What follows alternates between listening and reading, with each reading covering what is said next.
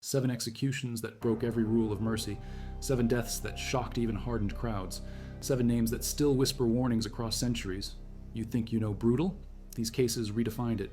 Power turned sadistic, justice became theater, and human cruelty found new depths. From ancient Rome to medieval England, when rulers wanted to send a message, they wrote it in blood and agony. If you value documented historical research like this, subscribe. It's the best way to support our work. Also comment from which city you're hearing this from. This script is researched and factual, using sources from Tacitus and medieval chronicles. Now back to the story. Number 1, William Wallace, 1306, London. The Scottish knight who united clans against Edward Longshanks faced the full weight of English fury. They dragged him through London streets, tied to horses until his skin shredded against cobblestones. Then came the real punishment. Hanged until nearly dead, cut down while conscious, sliced open while breathing. The executioner pulled out his intestines as Wallace watched. Finally beheaded and quartered, his body parts sent to 4 corners of Scotland as warnings. Smithfield's execution ground still bears the scars. 20,000 witnesses packed the square. The hurdle that dragged Wallace measured 8 feet by 4 feet, made of oak planks bound with iron. His journey from the Tower of London to Smithfield covered 3 miles of London streets. Every turn brought fresh jeers and rotting vegetables thrown by crowds. The rope they used for hanging was specially woven, thick enough to support his weight without snapping his neck quickly. They wanted him conscious for the disemboweling. John de Segrave, Edward's lieutenant, supervised the execution personally. The executioner received 10 silver marks for his services, double the usual rate for the extended torture. Wallace's heart was torn from his chest while still beating and thrown into a fire. The crowd cheered as flames consumed it. His head was dipped in tar to preserve it longer on London Bridge. The quarters went to Newcastle, Berwick, Stirling, and Perth. Each Scottish town received a different limb as their personal warning. One chronicler wrote simply, "The realm trembles." Wallace's head rotted on London Bridge for months, but Scotland never forgot. England got its theatre, Scotland got its martyr. The bridgekeeper collected 1 penny from every person who climbed the stairs to see Wallace's head. In 6 months, he gathered 43 pounds, enough to feed a family for 3 years. Children dared each other to touch the tarred skull. Mothers used it to frighten disobedient sons. But something backfired. Scottish merchants traveling through London began leaving flowers at the bridge's base. English officials couldn't stop them without admitting the execution had failed its purpose. Accused, tried, silenced. Number 2, Gilles de Rais, 1440, Nantes. The Marshal of France who fought beside Joan of Arc hid a darker hunger. 40 children vanished from villages near his castles between 1435 and 1440. When investigators found bone pits beneath Machecoul, the evidence spoke clearly. Torture chambers with child-sized shackles, blood-stained altars. Witness testimonies detailed unspeakable acts performed while de Rais sought alchemical immortality. The investigation began when Etienne Corillot, called Poitou, confessed under threat of excommunication. He described rooms beneath Machecoul Castle where de Rais practiced ritual murder. Iron hooks hung from stone ceilings, drainage channels carved into floors led to collection chambers filled with dried blood. They found children's clothing, small tunics, leather shoes, woolen caps, sorted by size in wooden chests. The smell of decomposition permeated walls so deeply that masons refused to work there. Pierre de l'Hôpital, president of Brittany, led the trial that lasted 2 months. 300 witnesses testified. Mothers described their missing children by name, age, and distinguishing marks. Marie Baudouin spoke for 6 hours about her son, Pierre, 8 summers old, blue eyes, birthmark on his left shoulder, last seen picking apples near Machecoul's gates. She brought his wooden toy horse as evidence. The court scribe's hand cramped from recording testimony. De Rais owned 15 castles across Brittany and Anjou. His annual income reached 200,000 livres, enough to maintain 3 armies. He spent it all on alchemy experiments, trying to transmute base metals into gold to fund his rituals. Italian and German scholars took his money and delivered worthless formulas. When his fortune dwindled, he turned to murder, believing children's blood held transmutation secrets. The trial revealed his methods. Children were lured with promises of food or coins. Once inside his castle, servants held them while de Rais performed ritualistic torture. He claimed to seek the philosopher's stone through innocent blood. Francesco Prelati, his Italian accomplice, provided the theoretical framework. Demon summoning required specific sacrifice patterns. Each child's death followed precise alchemical guidelines. They strangled him publicly on October 26, 1440, then burned the corpse. His wealth funded the investigation that destroyed him. The bone count reached 200. One mother's testimony lasted 6 hours. My son Pierre, 8 summers, blue eyes. De Rais died praying. The children couldn't, but the castle held more secrets.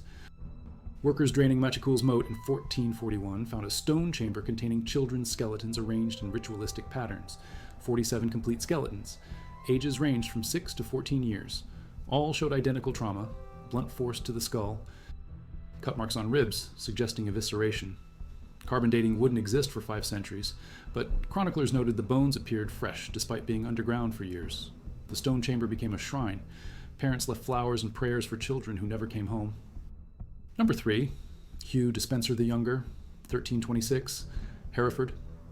Edward II's lover controlled England's treasury while nobles starved in exile. When Isabella returned with Mortimer's army, Despenser ran but couldn't hide. They caught him at L'Entresant, half mad from hunger and terror. The execution matched his crimes: stripped naked, dragged through streets, hanged until choking, then carved open alive. They burned his entrails before his eyes, castrated him for his unnatural relationship with the king, then beheaded and quartered the remains. Despenser had embezzled England's wealth for 7 years. Royal accounts showed missing entries totaling 50,000 silver marks. He forced landowners to sell properties at fraction value, then resold them to foreign merchants for full price. The Despenser War of 1321 began when he seized lands belonging to the Marcher lords. 13 barons fled to France rather than submit to his extortion. Isabella's invasion landed at Orwell on September 24th, 1326, with 700 men-at-arms and 2,000 Flemish mercenaries. Despenser panicked. He emptied the royal treasury, loaded gold onto ships at Bristol, and attempted escape to Ireland. Storm winds drove his vessel back to Welsh shores. Local fishermen recognized him despite his disguise. A merchant's plain brown tunic couldn't hide aristocratic hands that had never worked. Hereford's market square ran red for hours. 50,000 silver marks disappeared with Despenser's death, enough to fund 3 armies. They built a special scaffold 20 feet high so crowds could witness every detail. The executioner, Thomas de Wintonia, received £5 for his services, 10 times normal rate for the extended torture. Spectators paid 1 penny each for close viewing, 2 pence for covered seating. The town collected £47 in admission fees. The crowd sang hymns while he screamed Te Deum Laudamus, echoed through Hereford's streets as Despenser's intestines burned in iron braziers. Isabella watched from the castle walls through a brass telescope, a gift from Roger Mortimer. She wore black mourning clothes for her husband's reign and red gloves that symbolized revenge. Her son, the future Edward III, stood beside her learning statecraft through public execution. They suspended Despenser's head from Hereford Bridge for 6 months. His quarters went to York, Bristol, Dover, and Newcastle, major ports where merchants could see what happened to men who stole from England. But officials made a crucial error. They allowed his wife Eleanor to collect his remains for burial. She reassembled the quarters at Tewkesbury Abbey and arranged a proper funeral mass. Despenser's tomb became a pilgrimage site for Edward II's supporters. 20 years later, they would help Edward III claim his rightful throne. One witness recorded, "Justice served cold. England bled itself clean. If you're still watching, hit subscribe. This gets darker." Number 4, Damiens the Regicide, 1757, Paris. Robert-François Damiens scratched Louis XV with a penknife outside Versailles. A flesh wound that barely drew blood became France's most savage execution. They sentenced him to be torn apart by horses. 4 animals couldn't pull hard enough. They had to cut his tendons and joints partially before the horses could rip him apart. The attack occurred on January 5th, 1757, at 6:30 in the evening. Louis emerged from visiting his sick daughter at the Grand Trianon. Damiens approached through the crowd of courtiers, bowed respectfully, then struck. The blade penetrated the king's coat, vest, and shirt, but barely scratched skin. Royal physicians found a wound measuring half an inch long, 1/4 inch deep. Hardly life-threatening, but the symbolic damage was enormous. Damiens came from Arras, son of a farmer who served various noble families as a domestic servant. He worked in the household of the Marquise de Pompadour's confessor, Father Boucher, who criticized royal policies from the pulpit. Political pamphlets circulated through servants' quarters, describing Louis as corrupt and irreligious. Damiens absorbed these ideas literally. He believed God commanded him to warn the king through symbolic violence. The torture lasted 4 hours in Paris's Place de Grève. His right hand, which held the knife, was burned off with sulfur while he lived. They poured molten lead into his wounds to keep him conscious longer. Royal executioner Charles-Henri Sanson supervised the proceedings personally. The Sanson family had served French kings for 6 generations, professional torturers, who understood anatomy precisely enough to maximize pain without causing premature death. 20,000 Parisians paid premium prices to watch from scaffolds built specially for the event. Tickets cost 5 livres for standing room, 20 livres for seats, 50 livres for covered boxes with wine service. The city collected over 60,000 livres, enough to build 2 new hospitals. Street vendors sold meat pies, roasted nuts, and commemorative broadsheets describing Damien's crimes. Children received free entry if accompanied by parents. Education through public execution was considered morally instructive. 4 Norman draft horses were harnessed to Damien's limbs with specially forged iron chains. Each horse could pull 3,000 pounds under normal circumstances, but human joints proved stronger than expected. After 2 hours of pulling, his limbs stretched but didn't separate. The crowd grew restless. Some spectators demanded refunds. Officials ordered the executioner's assistants to make shallow cuts through tendons and cartilage. Finally, the horses succeeded.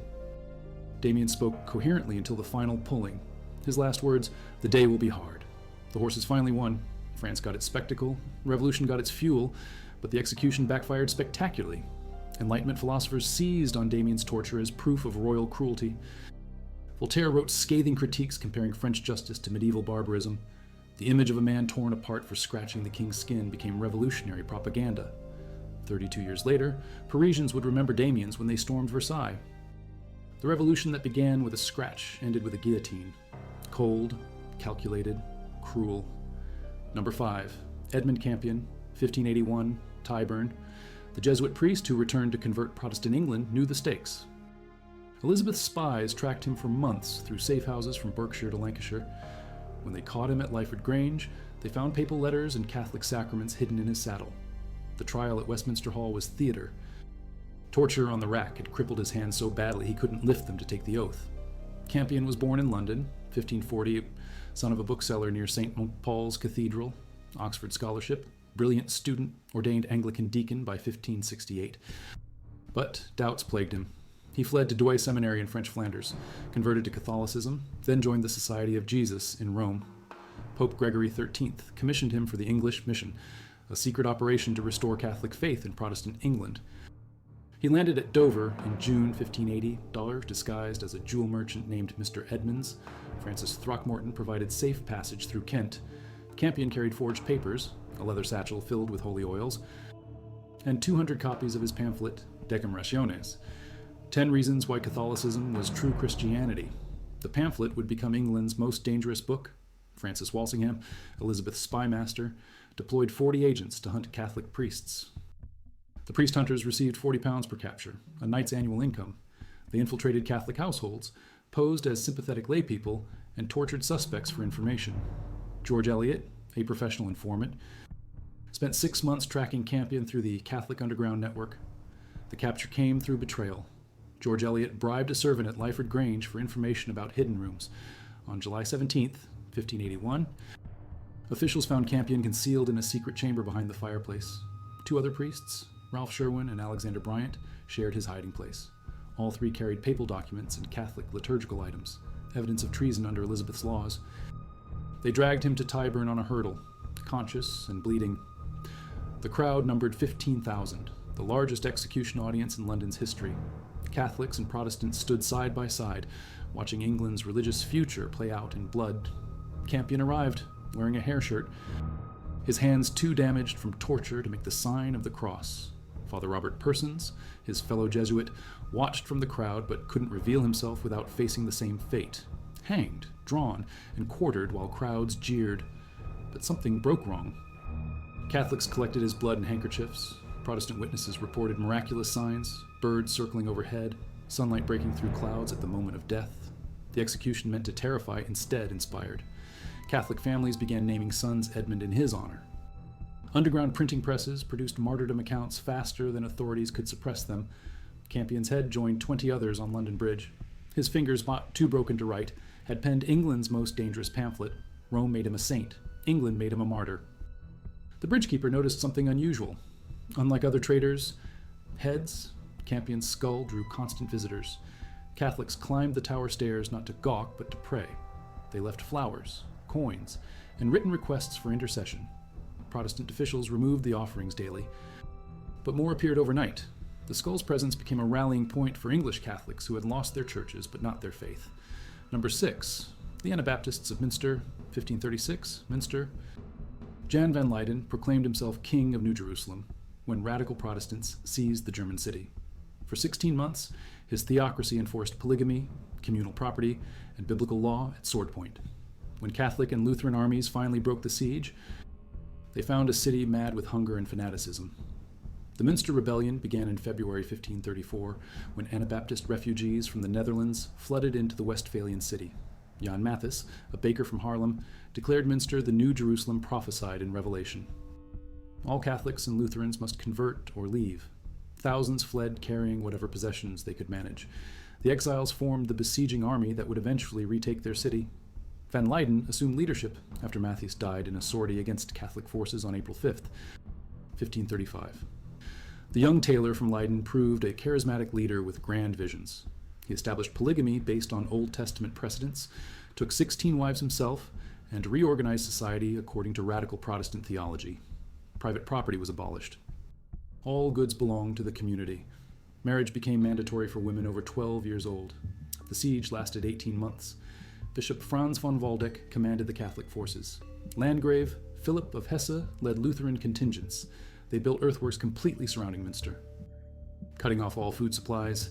Inside the city, starvation became a weapon of faith. Van Leyden proclaimed that suffering purified souls for the coming kingdom of God. Citizens ate leather, tree bark, and eventually human flesh to survive. Van Leyden and his lieutenants faced execution designed to match their heresy.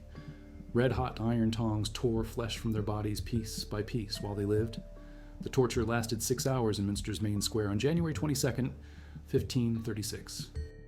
30,000 witnesses watched the slow dismemberment, refugees returning to reclaim their city, German princes asserting religious authority, and curious spectators from across the Holy Roman Empire.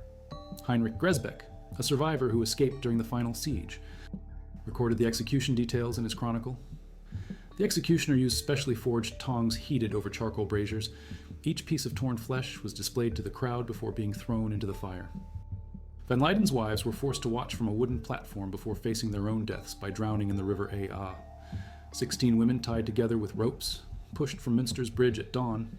They suspended the still living bodies in iron cages from St. Lambert's church tower.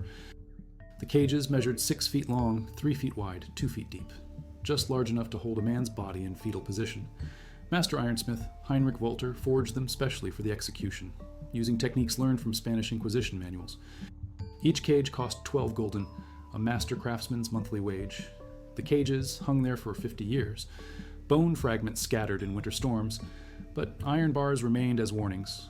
One survivor wrote, "Heaven became hell." The cages still hang today, empty but unbroken. Children growing up in post-rebellion Münster learned to count using the hanging cages. 1 cage for the false king, 2 cages for his bishops, 3 cages for their heresy. The nursery rhyme survived 4 centuries. Even now, Münster children know the words, though few understand their meaning. The Anabaptist kingdom lasted 16 months.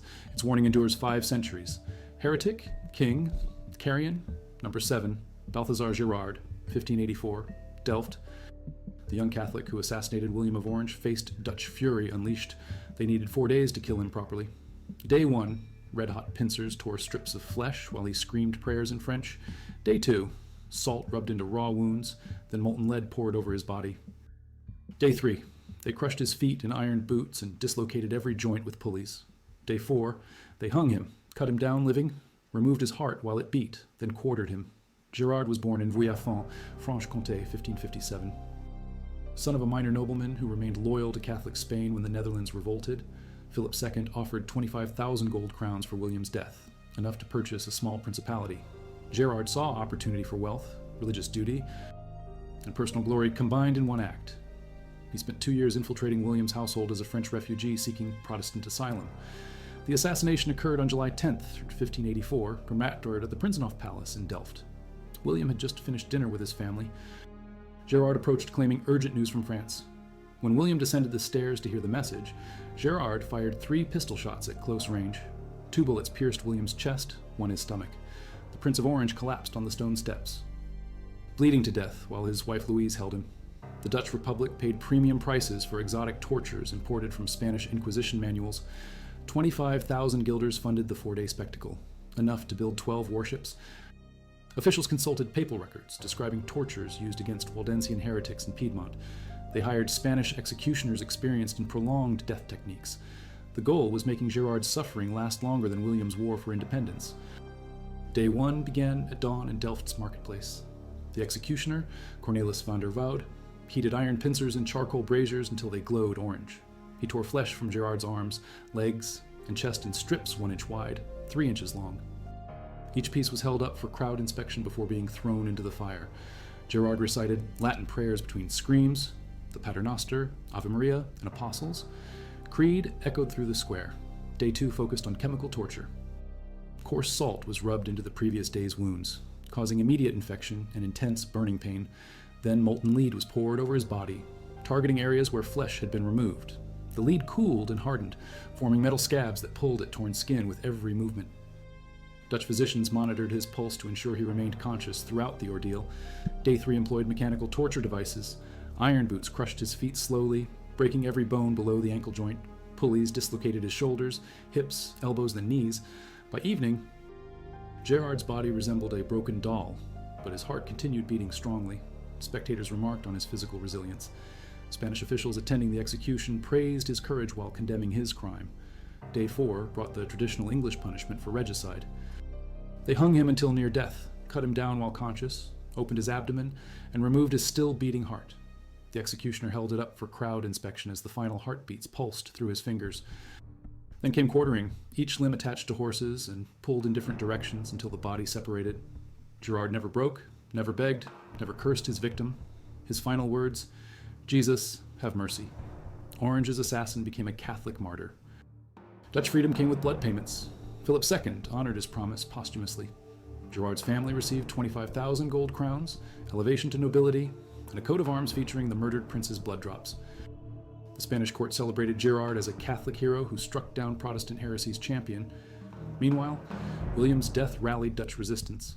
The assassination that was meant to end the rebellion instead guaranteed its success. But here's what they didn't tell you. In 1973, construction workers digging beneath Smithfield Market found a mass grave containing dozens of skeletons with identical trauma patterns, rope marks on neck vertebrae, sword cuts through hip joints, burn damage on hand bones. The remains matched perfectly with execution records from 1306 to 1536. London had been grinding bodies for centuries, and the earth remembered everything. Forensic archaeologists examined 412 skeletons. Carbon dating confirmed the timeline. Medieval executions spanning 2.5 centuries. Bone analysis revealed torture patterns matching contemporary descriptions. Cut marks on ribs suggested disemboweling. Cauterized hand bones showed burning punishment. Skull trauma indicated beheading by multiple sword strikes rather than single-axe blows. The executioners weren't always skilled. DNA analysis proved the victims came from across Europe. Scottish remains matched clan genealogies from the Wallace period. French bones showed noble diet patterns, high protein, low disease markers, confirming aristocratic prisoners from the 100 Years' War. Irish skeletons displayed malnutrition consistent with English colonial famines. London's execution ground had processed Europe's resistance for centuries. The mass grave contained personal items preserved in London clay, iron chains still locked around ankle bones, wooden crucifixes clutched in skeletal hands, leather pouches holding coins from Scotland, France, Ireland, and Spain. These men died far from home, carrying symbols of the causes that brought them to Smithfield's scaffold. Their bones tell stories their executioners tried to silence. Museum curators faced an ethical dilemma: display the remains as historical evidence or rebury them with dignity. They chose commemoration without exploitation. A simple memorial stone marks the spot. Here lie those who died for conscience, king, and country. Their names are forgotten. Their courage endures. No tourist attractions, no gift shop souvenirs. Just acknowledgement that London's prosperity was built on centuries of systematic brutality. Every broken bone, every severed joint, every scream that echoed through cobblestone squares. The dead don't forget. Neither should we. Power writes its lessons in flesh, and history reads them in bones.